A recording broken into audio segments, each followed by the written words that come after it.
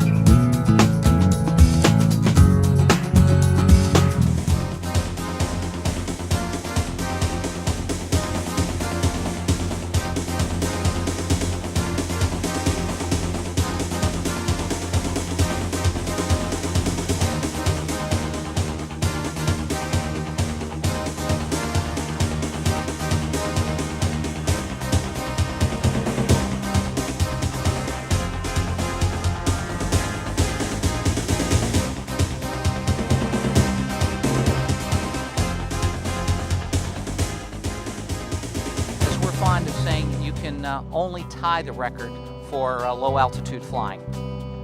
So the basics remain pretty much the same, and when people say, well, you know, what can we do differently? There are a number of things that can be done, and the safety is largely up to you. It's as safe as you, the pilot, choose to make it. Safety is paramount, just like it is in the film industry. I mean, going back to the film industry, you know, everybody comes to me and they talk about this stunt or that stunt they've seen, and they say, gee whiz, they must pay you a lot of money to risk, you know, your life and do that stunt. And you have to understand that they don't pay me the money to take the risk. They pay me the money because I have a reputation of doing it and eliminating the risk and know how to do it safely. And that's what they pay you for. But it's not the risk that they pay you for, because if they were paying you for the risk, they wouldn't do it. It wouldn't be in there. And on flying, I treat it the same way. I mean, I go through a good pre-flight, always check the oil. I not only look at the fuel gauges, I open the cap. Well, I've been in composites since I was 15, Tom, and built all kinds of things. First of all, it's very crash-worthy from my point of view in the accident business. We have people walk away from accidents which, had they been made of something else, I'm convinced they wouldn't have made it. But there's a certain intimidation factor about composites.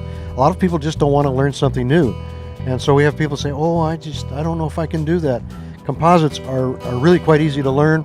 These airplanes are quite repairable. There's an old wives' tale that when you pull the handle on the chute system, that the airplane is scrap written off. 10 of the 12 that we've had have been returned to service, for example. I think the most significant changes in aviation that we've seen are the changes in cockpit technology. You know, for years and years, nothing really changed significantly in cockpit technology in general aviation airplanes. And then beginning in the 1990s, particularly after Cessna restarted the single engine line because it gave volume again to aircraft production, we started seeing some really exciting aircraft technology with the glass cockpits, with the GPS, with now the wide area augmentation system that gives the equivalent of an ILS at many airports that otherwise couldn't possibly have it. The weather in the cockpit, traffic in the cockpit, all of this wonderful technology. And, you know, John and I were talking on the way out here. One of the things that you used to hear 15, 20 years ago, if you flew across the country and you were listening on 121.5, is you would hear almost every trip, you would hear a student pilot on 121.5 who was lost. Can anybody hear me? Can somebody help me, you know, find my airport, get somewhere, and so on? You don't hear that anymore. I don't think they're lost the way they used to be, and I think that the new technology in the cockpit has gone a long way towards getting rid of those kinds of problems. I was just in a conference yesterday where I had to speak, and it was about what are we going to do in the aerospace industry. All these people, the young people who went into aerospace engineering, aviation for the Apollo effort, they're now retirement age and they're leaving. And they're really having trouble finding people to replace them. And the aerospace industry, as you know, much of it involves classified work for the government. They can't import scientists from other countries the way a lot of other people are doing.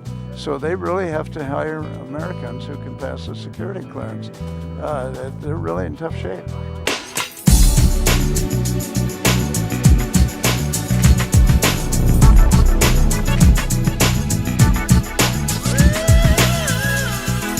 It's tremendous for safety and situational awareness, and every small airplane should have this. I predict in the next decade or so, just as though today we have GPS in every airplane and it's cheap and affordable and reliable, this type of technology will be in all airplanes in the next decade as well.